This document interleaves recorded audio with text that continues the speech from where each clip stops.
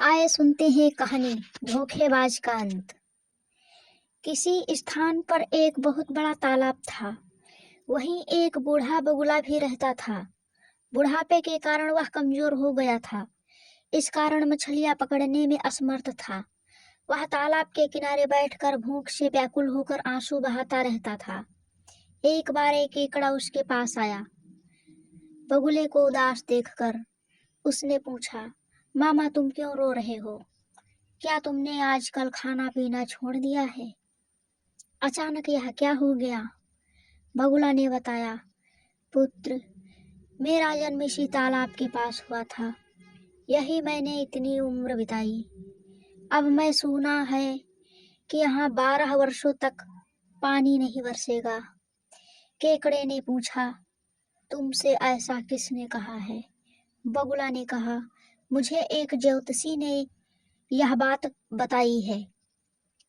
इस तालाब में पानी पहले ही कम है। शेष पानी भी जल्दी ही सूख जाएगा। तालाब के सूख जाने पर इसमें रहने वाले प्राणी भी मर जाएंगे। इसी कारण मैं परेशान हूँ। बगुले की यह बात केकड़े ने अपने साथियों को बताई। वे सब बगुले के पास पहुंचे। उन्होंने बगुले से पूछा, मामा ऐसा कोई उपाय बताओ जिससे हम सब बच सकें। बगुले ने बताया, यहाँ से कुछ दूर एक बड़ा सरोवर है।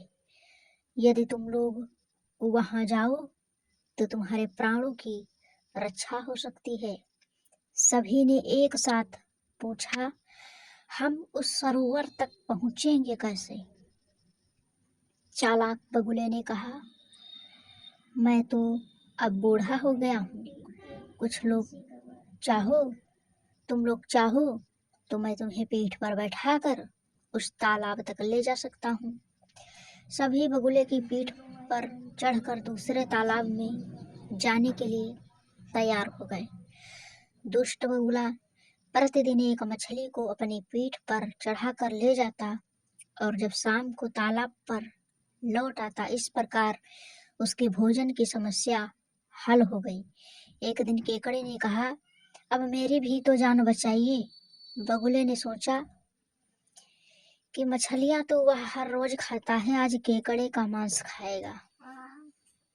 ऐसा सोचकर उसने केकड़े को अपनी पीठ पर बैठा लिया। उड़ते हुए वह बड़े पत्थर पर उतरा।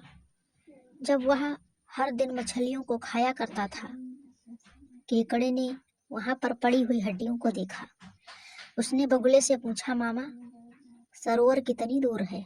आप तो थक गए होंगे।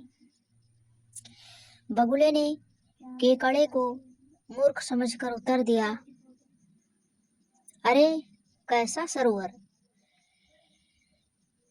यहाँ तो मैंने अपने भोजन का उपाय सोचा था। अब तू मरने के लिए तैयार हो जा। मैं इस पत्थर पर बैठकर तुझे खा जाऊंगा।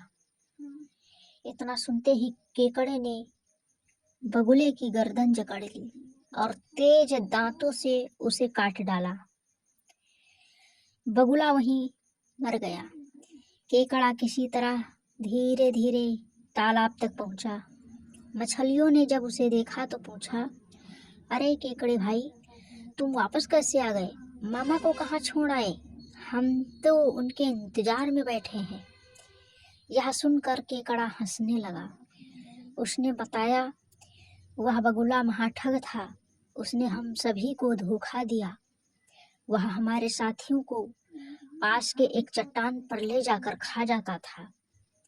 मैंने उस धूर्त बगुले को मार दिया। अब डरने की बात नहीं है। इसलिए कहा गया है, जिसके पास बुद्धि है उसी के पास बल भी होता है।